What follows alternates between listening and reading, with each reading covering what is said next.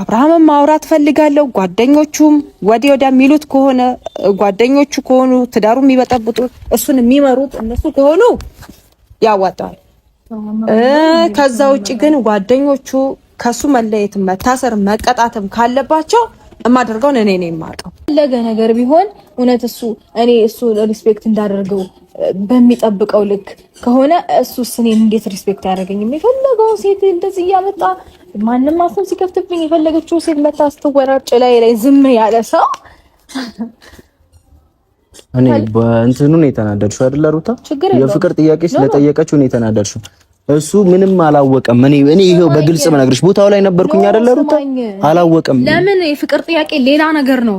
እሷ እንደዛ እስክትዳረስ ድረስ እኮ ያደረሰው የሱ ሪሌሽን ነው አይደል? ነው አይደለም? ለምን እንካካዳለን? በእንደዚህ አይነት ልክ እንዴ?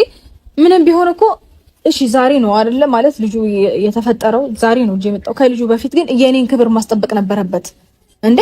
ማንም የፈለገች ሴት መታ ላይ አፏን ስትከፍት ዝም ያለ ሰው ዛሬ እንደገና የኔን ክብር አላስጠበቅሽም ቢለኝ እኔ የምሰማው ይመስልካል? እዩ አንቺ ደግሞ የተረዳሽው ነገር እሱ ያለው ላንቺ ያለው ፍቅር አይደለም። ማንም ቢመጣ ላንቺን የማይቀይረው ነገር እንደሆነ ደግሞ በዚህ አጋጣሚ ታውቂዋለሽ። ውስጥሽ እኮ ያውቀዋል። ይኸውልህ ነግበን የሚባል ነገር አለ። ይሄ ነገር እንደዚህ ሲደረግ ነገኔ ላይ ቢደርስስ ብለው ማለቴ እኔ እንጃ። ክፍተቱ እኮ ያንቺ ነው ጭምር ሩታ ቤተሰቤን አላስገባም ስትል የነበረው የምሽቱ ዜና እንዴት አስገባች? እህቲቷ ምላሽ ሰጠች። ታዲያ የአብርሃምንና የሩታን ህይወት የሚበጠብጡት በዙሪያው ያሉ ጓደኞችን በፖሊስ አስይዛቸዋለሁ ስትል ምላሽ ሰጠች። ታዲያ ይሄ ፖሊስ እንዴት ነው እኔ አንድ ወንድን በግድ አስገድዶ የቡታጅራ ፖሊስ አብርሃምን ወደ እስር ቤት ሊያስገባው እንደሆነ ተሰማ። ታዲያ በዚሁ የደነገጠው እዩ ኢንተርቴይንመንት በቃ ሁላችንም ተረባርበን ይሄን ነገር እርቅና ውርድ ማለቱ ቢሰማም ግን ሩታ ለምን እንደዚህ አደረገው? ለኔ ሪስፔክት ቢኖረው እኔም ለሱ ሪስፔክት ይኖረኝ ነበረ።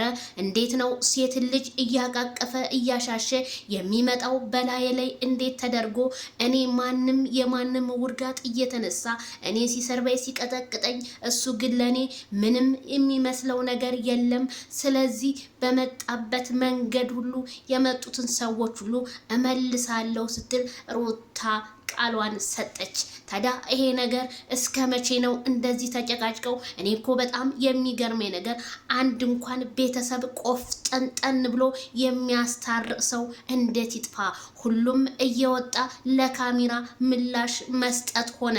ታዲያ የኛም የሶሻል ሚዲያ ዘጋቢዎች እኛም የምንዘግበው ራሱ እየተምታታብን ነው። ሁሉም እየተነሱ ወደ እስር ቤት ማለታቸው ግን ከአክስቲቷ ጀምሮ